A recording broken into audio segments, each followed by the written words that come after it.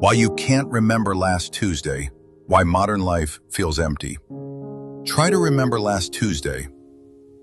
Not what you did, what it felt like to be alive that day. Most people can't. Not because Tuesday was bad, not because they weren't paying attention, but because some experiences leave a record in the mind and others seem to disappear almost completely.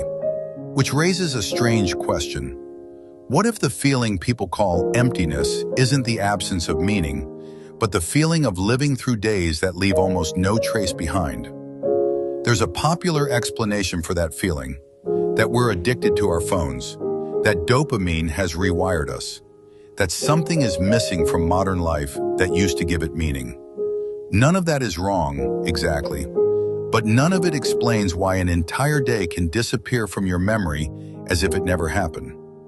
Dopamine doesn't erase Tuesdays. Something else does. Consider how a smoke detector works.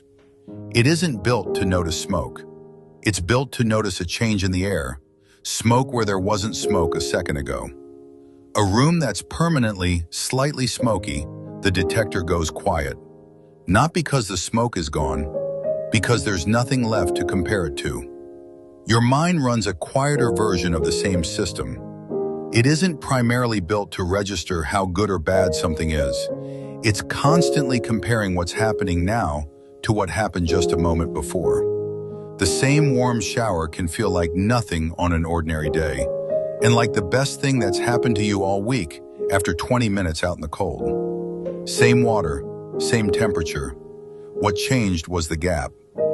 This is why getting something you've wanted for years can feel enormous on a Friday, and like nothing at all by the following Tuesday.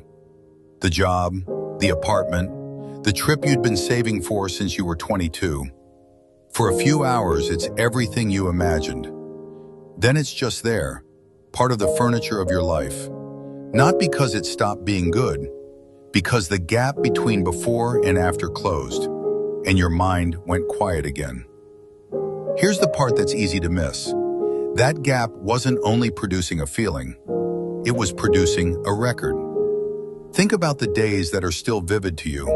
The first day somewhere unfamiliar, a conversation that changed something, a moment of real loss or real relief or real surprise.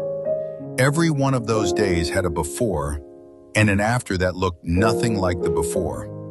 That difference is what got written down, not because your mind decided the day was important, because the day gave it something to measure.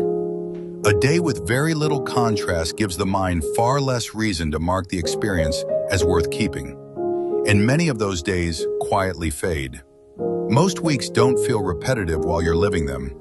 Tuesday feels reasonable. Wednesday feels reasonable. Thursday feels reasonable.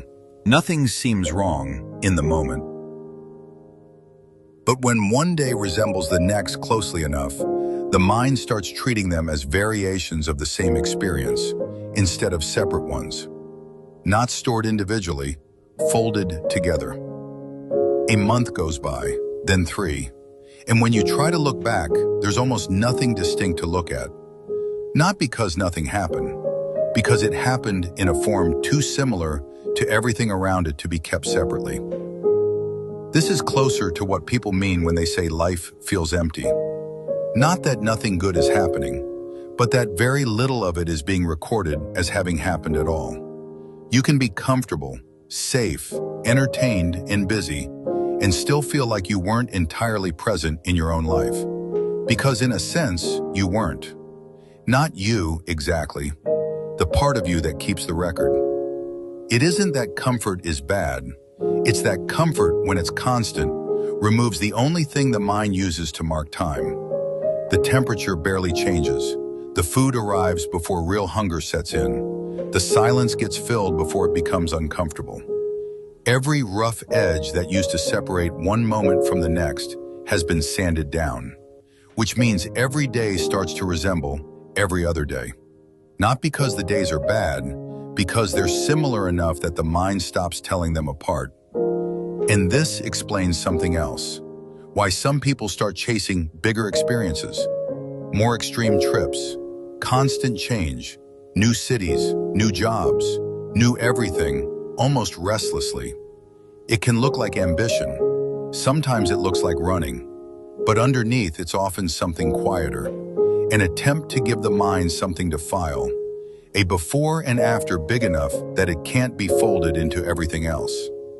Evidence, even just for the person living it, that the year actually happened, that they were there for it. Not chasing pleasure, chasing proof. Go back to the start of this. You tried to remember last Tuesday, and there probably wasn't much there. Now try the last month.